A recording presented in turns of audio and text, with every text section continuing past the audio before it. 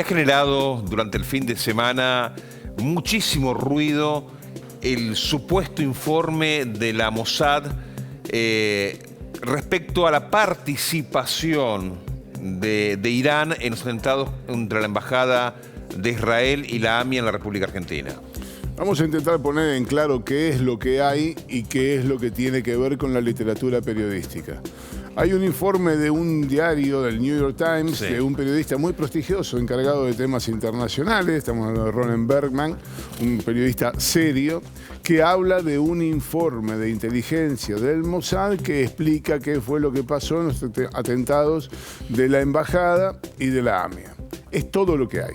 Un artículo periodístico es todo lo que estamos hablando, porque el informe, el Mossad no se ha hecho cargo, porque no hay una publicación oficial del informe y porque la justicia argentina, enterado de esto, emitió exhortos a Estados Unidos y todavía no ha obtenido respuesta. Para sumar ese informe a la carpeta de la investigación, ¿verdad? Tal cual, pero vamos a suponer que el informe efectivamente existe. ¿Qué es el informe?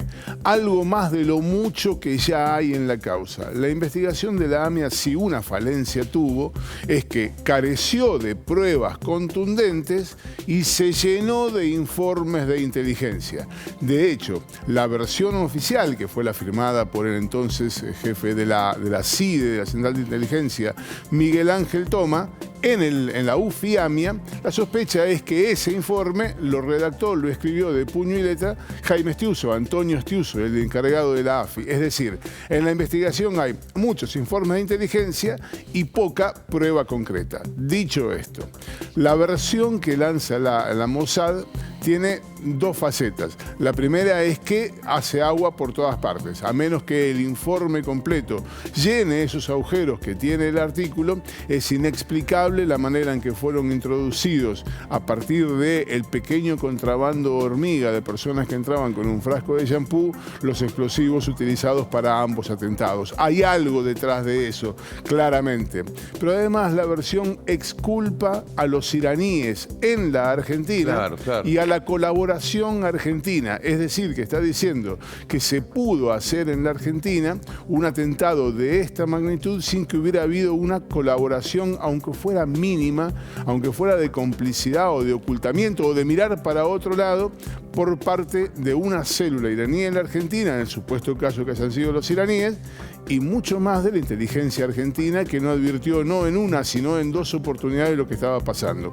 El informe es de una confusión total, hasta tanto el Mossad no diga, acá está el documento, esto es lo que creemos, y ahí empezará una nueva investigación. Fíjate la confusión, a qué punto llegó que las propias entidades judías en la República Argentina salieron con los tapones de punta contra ese supuesto informe de la Mossad, ¿no? Pero eso es bastante lógico porque las organizaciones judías, básicamente, la DAIA, ha tenido a su presidente investigado como parte del encubrimiento de la DAIA. De hecho, Rubén Beraja fue parte de la investigación sobre por qué no se descubrió la verdad de lo que había pasado en el atentado contra la AMIA. Y además hay una cuestión fundamental en esta historia. Si lo que dice el periodista del New York Times, que dice un informe del Mossad, obsérvese cuánta distancia ponemos entre una cosa y la otra. Si esto fuera cierto, los más de 30 años de investigación que se realizaron en la Argentina se caen como un castillo de naipes, porque si no hubo una conexión local y los diplomáticos iraníes que estaban en la Argentina no participaron, pues entonces hubo una intromisión de una potencia extranjera que se metió en la Argentina para cometer un atentado sin que nadie acá tuviera colaboración. Bueno, eso es lo que dice Israel, ¿no?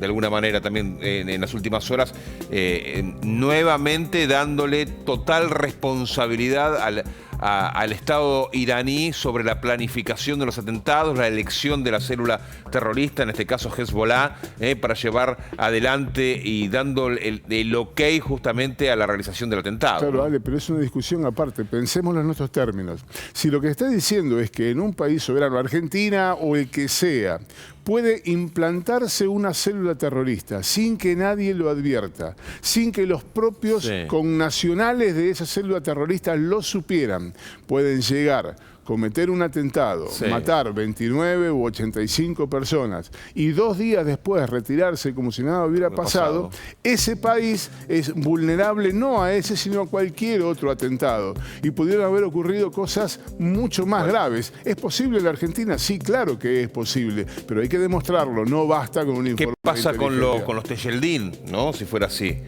¿Tuvieron participación o no tuvieron participación entonces en el atentado? Habría que rever todo lo que se hizo, todo. Hay que empezar todo de cero, porque si esta versión del Mossad es cierta, todo lo que se hizo hasta ahora sirvió Está para mal. poco, acaso para nada. Bueno, y por último, para cerrar, ya vamos con el compacto. ¿Esto de qué manera se puede relacionar con el avión venezolano-iraní, con la tripulación que todavía se encuentra en la República Argentina? De ninguna manera. No tiene nada que ver una cosa con la otra.